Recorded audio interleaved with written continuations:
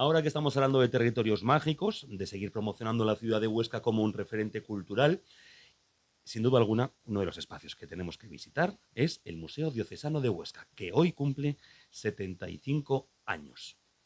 Una fecha que tiene algún pequeño matiz que ahora vamos a conocer. Susana Villacampa, buenos días. Buenos días. Como decíamos, el museo cumple 75 años, pero en realidad tiene unos poquitos años más. Efectivamente, el museo en realidad tiene 80 años, que también se cumplen en este año, perdón, porque en realidad hubo un primer museo llamado Museo Catedralicio dentro de la propia catedral que se construyó, que se armó en 1945. Fue un canónigo de la catedral, Estanislao Tricas, el que decide agrupar una serie de objetos de la catedral en la antigua sala capitular, y ese es el primer germen o conato del museo, que definitivamente se funda como museo episcopal y capitular en el año 1950, un 6 de mayo, es decir, un día como hoy, hace 75 años. Estamos hablando del Museo Diocesano, 75 años, Susana Villacampa como máximo responsable de este espacio. La pregunta es con la que comenzábamos. ¿Lo conocen más los de fuera que los de dentro? Bueno, lo conocían más los de fuera que los de dentro. Esta siempre ha sido una de nuestras reivindicaciones, que es más el visitante, el turista, el que normalmente viene al museo diocesano, porque como sabéis se visita conjuntamente con la Catedral de Huesca, son espacios de la misma catedral de hecho, y por lo tanto la visita turística obligatoria a la ciudad pasa por la catedral y por lo tanto por el museo. Sin embargo, sí que tengo que decir que desde hace un par de años, que es cuando fundamos la Asociación de Amigos del Museo y comenzamos con una batería de actividades mensuales destinadas precisamente a dinamizar, a dar a conocer, a comunicar lo bueno que tiene nuestro museo, pues son cada vez más los oscenses que vienen a esas actividades, amigos del museo, socios de esta asociación, que somos ya más de 200, casi 250, y muchos que precisamente vienen a estas actividades aun sin ser miembros de la asociación, pero porque se les da esta oferta cultural, esta posibilidad de ver el museo desde distintos puntos de vista. Por si hay alguien que no lo sabe y se quiere hacer, ¿cómo se puede hacer un amigo del museo? Bueno, pues tenemos en la recepción del museo las correspondientes hojas para rellenar analógicas, pero hay una página web donde hay también el formulario online para poderlo rellenar. Una página que simplemente tecleando en Google Museo Diocesano de Huesca aparece la opción de la asociación dentro de nuestra página y allí para descargar el cuestionario. Bueno, pues he dicho que era, ya que lo comentaba Susana, así si alguno se quiere hacer socio, lo puede hacer y seguir ayudando a este museo. ¿Cuánta gente lo visita? Pues el año pasado, en el 2024, pasaron por el Museo Catedral, porque en realidad, como digo, la visita es conjunta, unas 40.000 personas, un poquito más de 40.000 personas. Es una cifra bastante aceptable, teniendo en cuenta el contexto en el que estamos, Huesca, el Alto Aragón.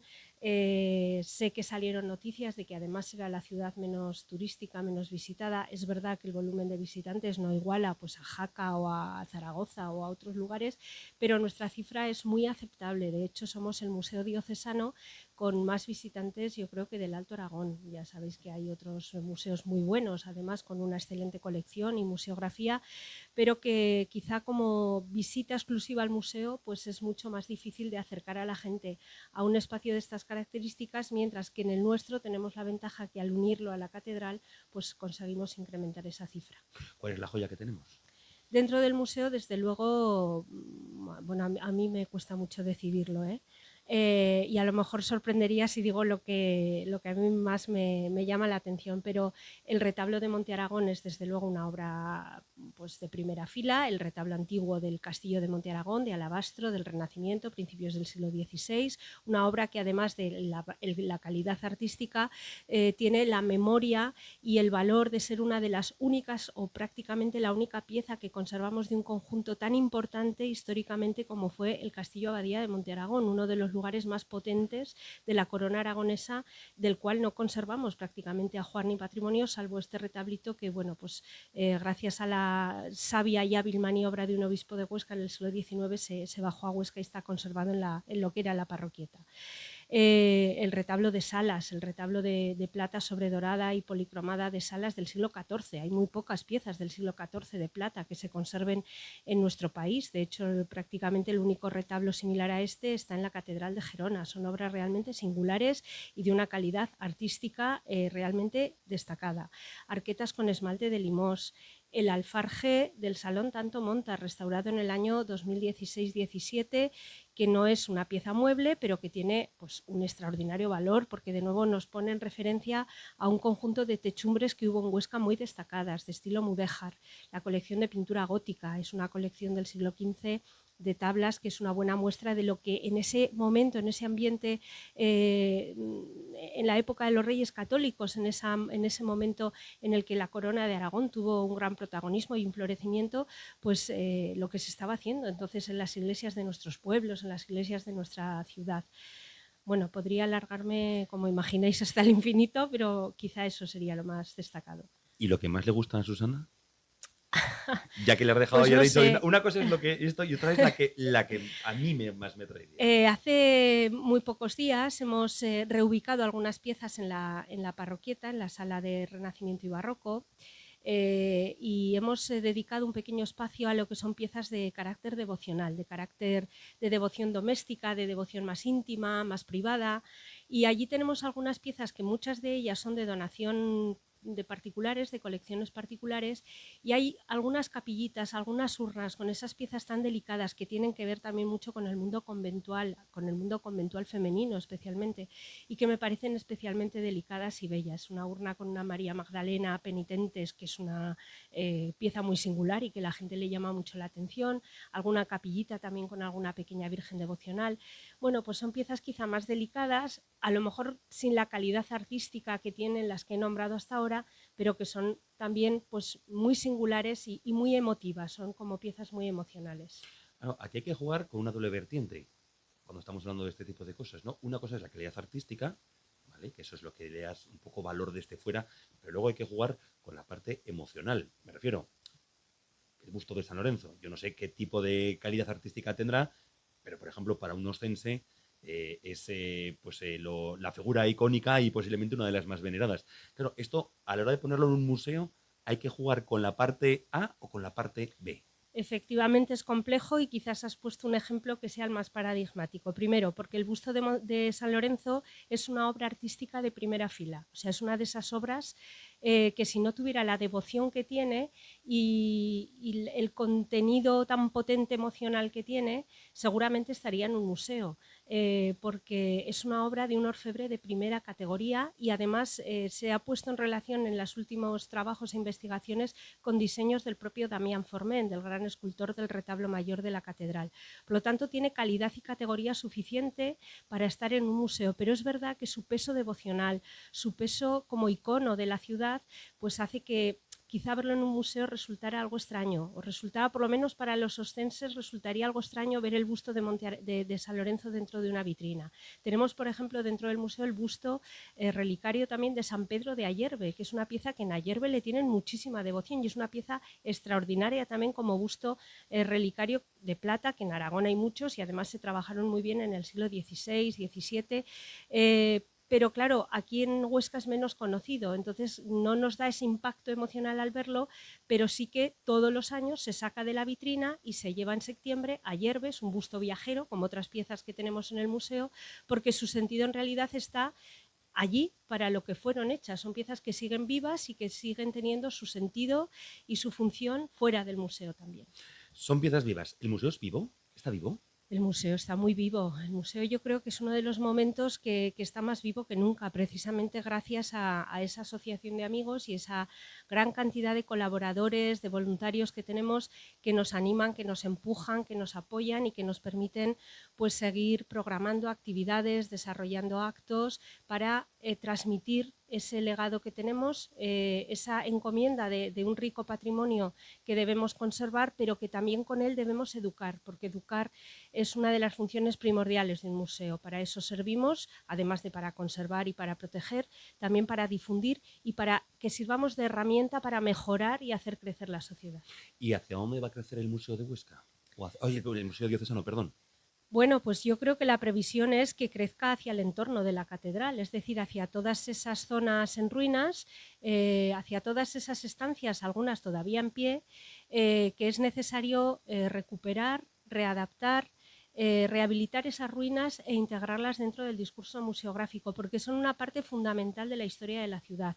No me cansaré de decir que ese entorno es realmente sorprendente, tristemente sorprendente, comprobar cómo está en el estado que está. Ha habido muchas promesas, ha habido muchas visitas, ha habido muchas palabras, pero ha habido muy poco compromiso por parte de quizá las administraciones que tienen que hacerse cargo de este patrimonio que es ciudadano, porque es patrimonio de la diócesis y es patrimonio, por supuesto, del Obispado de Huesca y de la Catedral, pero también es un patrimonio de todos y la ciudad debe recuperar esos espacios y debe saber lo que hay allí y debe poder disfrutarlos y poder entender lo que fue Huesca, porque Huesca es lo que es precisamente porque allí hubo una catedral, hubo también una universidad, hubo un obispo, hubo un cabildo y a partir de ahí la ciudad en la Edad Media creció y se desarrolló. ¿El plan director de la catedral ayudará a mejorar instancias de esas y beneficiará al museo? ¿O son dos cosas diferentes? No, efectivamente el plan director de la catedral, por un lado, se fija o centra la atención en la propia catedral, en lo que es la catedral como templo, como edificio, como fábrica, pero también en el entorno, es decir, también está prevista la recuperación del entorno y la readaptación de algunas zonas del museo o la mejora de infraestructuras en el museo, incluida como por ejemplo puede ser la iluminación, ¿no? Entonces todo eso está dentro del plan director, un plan director que está muy bien redactado, que se presentó hace ya unos meses, que lo hicieron muy buenos especialistas, pero que de momento no es más que un documento. O sea, de momento no tenemos ningún compromiso ni ninguna acción concreta que nos diga que eso se va a empezar a ejecutar a corto o a medio plazo. Que es lo que todo el mundo queremos. Si nos quedamos fuera en su día de los planes directores que se hicieron, seguimos esperando. Quiero recordar que somos la única que no tiene en todo el país un plan director. Susana, antes lo hemos hablado de las piezas que hay. Por desgracia, la tónica habitual en esta ciudad es ir perdiendo cosas. ¿Hay alguna pieza que se tenga constancia que hemos perdido y que tuviera que estar en el museo? Bueno, en la Catedral de Huesca, cuando se restauró, lo de restaurar yo cuando nombro esto siempre lo pongo entre comillas, porque más que restaurar se readaptó, se hicieron unas obras en los años 60-70, cuando se elimina el coro del centro de la catedral, cuando se elimina todo el trascoro, y en ese proceso se perdieron piezas, sí, efectivamente. Quizá no de una extraordinaria calidad, quizá no se perdieron obras de arte de primera mano o de primera magnitud, pero sí que se perdió ese arte quizá más popular, también con mucho peso devocional, que adornaba muchas de esas capillas del trascoro y que, bueno, pues por desgracia ya no es posible recuperar, pues porque por distintos avatares acabaron en distintos lugares o incluso ahora no tenemos ni siquiera constancia de dónde pudieron estar. Bueno, al fin y al cabo, lo que hablábamos antes, una cosa es la calidad artística y otra cosa es el cariño que los oscenses le tengan a esas piezas, pues por el simple hecho de ser nuestras, que eso ya es mucho para nosotros. Los actos comienzan este viernes. Efectivamente. ¿Con qué actividad? Pues este viernes a las 7 de la tarde tenemos una mesa redonda programada en el Salón Tanto Monta, donde hemos querido juntar y establecer una pequeña comunicación con varios especialistas en el mundo del patrimonio de la Iglesia y de los museos. En ella vamos a reflexionar sobre la gestión, la investigación, la comunicación y la restauración y conservación del patrimonio sacro y el reto que esto supone para el futuro, porque siempre hay, bueno, pues esa falta de recursos, quizá de inversiones, pero eso no nos tiene que paralizar y tenemos que seguir adelante y debemos reflexionar sobre el momento en el que estamos. Es abierta al público, el acceso por la calle Palacio, por esos jardines maravillosos trasera de la catedral a las 7 de la tarde. Estará José María Nasarre, el antiguo director del Museo Diocesano, Celia Fontana, que tenemos la suerte, doctora en Historia del Arte en la Universidad de México, y tenemos la suerte de tenerla estos días por Huesca, así que hemos contado también con ella, Rosa Badía, que es una restauradora, y Robert Toros, que es el gestor de la empresa Loarre Turismo Activo, que nos ha diseñado las audioguías y que conoce bien cómo se comunica el tema del patrimonio. ¿La inteligencia artificial va a entrar en el Museo Diocesano? Está entrando ya poco a poco, está entrando de manera un poco artesanal y rudimentaria, pero bueno, sí, lo intentamos, al menos lo intentamos y tenemos ese interés de hacer unos pequeños vídeos cada mes donde las piezas despiertan de su letargo y nos van hablando y nos van contando, bueno, pues lo que sienten, lo que ven, quién las hizo, cuál es su experiencia viendo visitantes y bueno, pues es algo muy simpático que ha puesto en marcha mi compañera en el museo, que es diseñadora gráfica y educadora de museos también, Cielo Entrena, y que bueno, está haciendo estos vídeos muy simpáticos que se cuelgan a final de mes, cada viernes, el último viernes de mes, para un poco dinamizar también y comunicar de otra manera las piezas. Pues la cita, la primera, este viernes, día 9 de mayo, será una de las actividades con motivo de este 75 aniversario.